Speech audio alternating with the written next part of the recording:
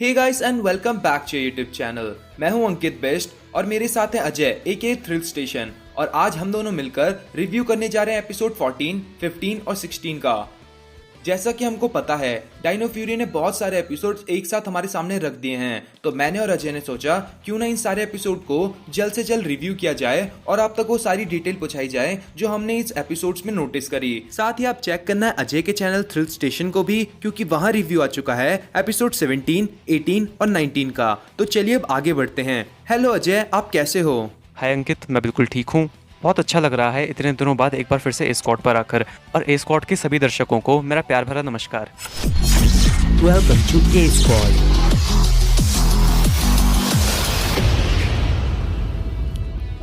Make sure to subscribe. तो video में बढ़ने से पहले मैं आपके साथ शेयर करना चाहूंगा एक क्विक रिकैप। तो इस एपिसोड का नाम था ओल्ड फोर्स, जहां हमें देखने को मिला पावर रेंजर का माइटीएस्ट विलन लॉर्ड ज़ेड। वैसे ये एपिसोड फोकस करता है हमारे ब्लू रेंजर ऑली पर।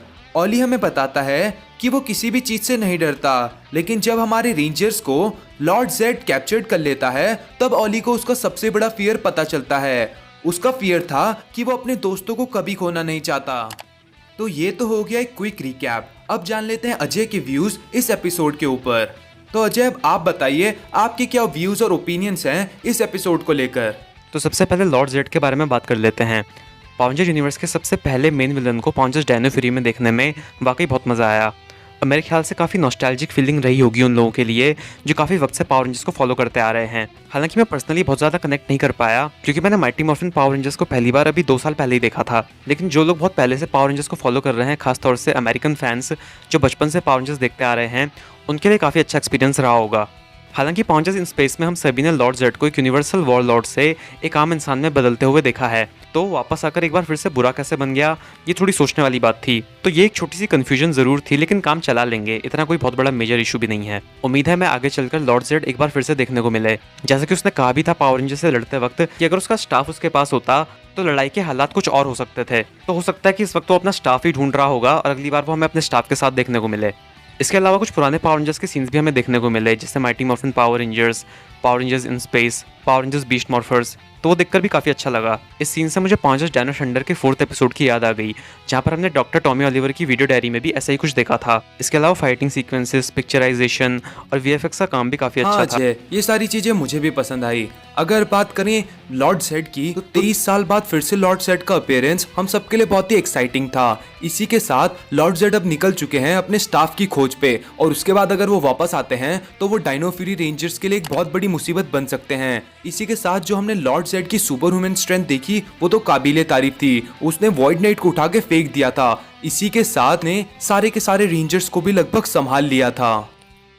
तो चलिए अब आगे बढ़ते हैं। तो नेक्स्ट एपिसोड था एपिसोड 15, जिसका नाम था स्टॉर्म सर्ज। यहाँ हमें देखने को मिलता है ऑली का ऑब्सेशन हमारे टेक्नोलॉजी से। इससे पहले के एपिसोड्स में भी हम ये चीज़ देख चुके हैं कि ऑली कितना ज़्यादा ऑब्सेस है टेक्नोलॉजी के लिए। तो यहाँ पर विलन को उसकी इस ऑब्सेशन के बारे में पता चल जाता है और वो इसी का फायदा उठाते हैं। तो अजय, आप बताइए आपके क्या व्यूज़ हैं? पता नहीं, ऐसा सिर्फ मुझे ही लग रहा है या बीते कुछ एपिसोड से क्रिएटर्स ऑली के कैरेक्टर पर कुछ ज़्यादा ही फोकस कर रहे हैं। पिछले एपिसोड में भी हमने देखा कि जब लॉर्ड ज़ेड और रीगल ने पावर रेंजर्स को कैप्चर कर लिया था, तब सिर्फ ऑली ही बच गया था अपने दोस्तों को बचाने के लिए।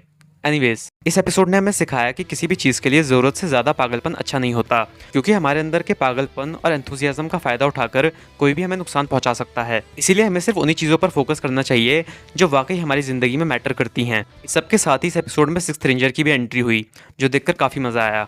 हालांकि मैं 6th रेंजर को इंट्रोड्यूस कराने का वो पुराना तरीका काफ़ी मिस करता हूँ, जब 6th रेंजर को एक रेल्यूकेंट विलन के तौर पर इंट्रोड्यूस कराया जाता था और हमें 6th रेंजर और कोर टीम के बीच में एक बहुत ही कमाल की लड़ाई देखने को मिलती थी। मैं ये तो नहीं कहता कि मुझे पावर रेंजर्स को आपस में लड़ता हुआ देखकर अच्छा लगता है, लेकिन जब 6th रेंजर को एक रेल्यूकेंट विलन के तौर पर इंट्रोड्यूस कराया जाता था तो हमें शो के अंदर एक स्ट्रगल देखने को मिलता था, जहाँ पर पावर रेंजर्स की मेन टीम अपने दोस्त को समझाने की कोशिश करती थी और 6th रेंजर भी अपने हालातों से संघर्ष करता था और एक के बाद एक कहानी पर से पढ़ते उठती जाती थी, और ये सब देखने में काफ़ी मज़ा आता था। तो अगर एक बार फिर से वैसा कुछ हो जाए तो मुझे तो बुरा नहीं लगेगा। हालांकि ये एपिसोड भी बुरा नहीं था, कम से कम एक नया रेंजर देखने को तो मिला। इसके अलावा एक बहुत ही फनी इंटरव्यू वाला सीन देखकर तो मजा ही आ गया। बस ये देखकर थोड़ी हैरानी हुई कि हार्वी लाइव टीवी पर कैजुअल्स पहनकर इंटरव्यू ले रहा था। इस सब के अलावा ओवरऑल एपिसोड काफी अच्छा था। मुझे भी एपिसोड बहुत ही कमाल का लगा। बहुत सारे फैन अब तक सिक्स्थ रेंजर का वेट कर रहे थे और फाइनली हमें गोल्ड रेंजर यहाँ देखने को मिला, जो कि बहुत ही कमाल का था। इसकी एंट्री तो मुझे बहुत ही कमाल की लगी। जब हमारे सारे रेंजर्स विलन से हार रहे थे तभी गोल्ड रेंजर की एंट्री होती है और वो इतना कमाल का होता है कि उस विलन को हरा देता है। साथ ही इसके एंड में हमें पता चलता है कि जेटो थोड़ा परेशान होता है गोल्ड रेंजर की एंट्री से। इसके पीछे का राज हमें अगले एपिसोड में पता चलता है। तो चलिए आगे बढ़ते हैं और डिस्कस करते हैं एपिसोड 16 को। तो इस एपिसोड का नाम था एंशिएंट हिस्ट्री, जहां आयोन गोल्ड रेंजर हमें बताता है जेटो के पास्ट के बारे में और उस डार्क ट्रुथ के बारे में। जिसे सुनने के बाद बहुत सारे फैंस बहुत शॉक हो गए थे। तो आप बताइए अजय, आपको एपिसोड कैसा लगा? तो अंकित, सबसे पहले तो ओपनिंग थीम के बारे में बात कर लेते हैं, जो कि ओवरऑल सेम था लेकिन कुछ सीन्स चेंज कर दिए गए थे और काफ़ी वक्त के बाद ये चेंजेस देखकर अच्छा लगा। इसके बाद एपिसोड शुरू हुआ जहां पर हमें जेटो और एओन के अतीत से जुड़े बहुत से राज पता चले। साथ ही स्पोरिक्स से जुड़ी एक बहुत बड़ी सच्चाई भी हमारे सामने आई कि स्पोरिक्स कोई एक्सटर्नल थ्रेट नहीं है, बल्कि एक एक्सटर्नल थ्रेट से निपटने के लिए रेफकॉन के लोगों ने स्पोरिक्स को बनाया था। अब ऐसे में देखना ये होगा कि जिस एक्सटर्नल थ्रेट के बारे में बात की गई है उसका आगे चलकर क्या रोल होता है। क्या वो हमें दिखाए जाएंगे? क्या वो स्पोरिक्स के साथ मिलकर पावर रेंजर्स के लिए कोई नई प्रॉब्लम क्रिएट करेंगे, या फिर ये रियल थ्रेट भी पावर रेंजर्स के बहुत से प्लॉट होल्स में से एक बनकर रह जाएगा? इस सब के अलावा हमें कुछ नए और पुराने जॉर्ड्स देखने को मिले।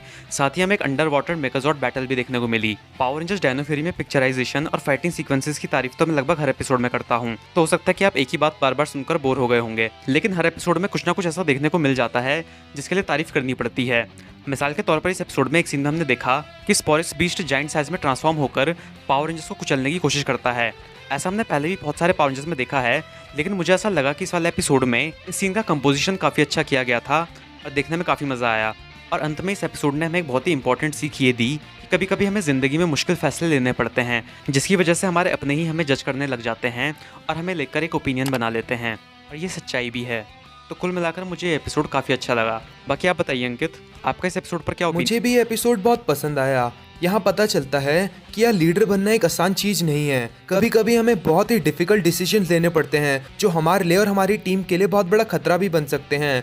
तो भाई आयोन भी ये चीज समझ गया है और इसके बाद वो हमारे जेटो को ही एज अ लीडर बनाता है। साथ ही गोल्ड रेंजर का एक्वेटिक जॉर्ड भी मुझे बहुत ही पसंद आया। आपको वो कैसा लगा हमें कमेंट कर बताना। तो आज की वीडियो में गाइस बस इतना ही, जहां मैंने और अजय ने आज रिव्यू किया एपिसोड 14, 15 और 16 का। आई होप आपको ये वीडियो पसंद आई होगी। वीडियो पसंद आई हो तो लाइक करना, चैनल को सब्सक्राइब करना। साथ ही जल्दी से जाकर थ्रिल स्टेशन चैनल पर एपिसोड 17, 18 और 19 की रिव्यू को भी चेकआउट कर लो।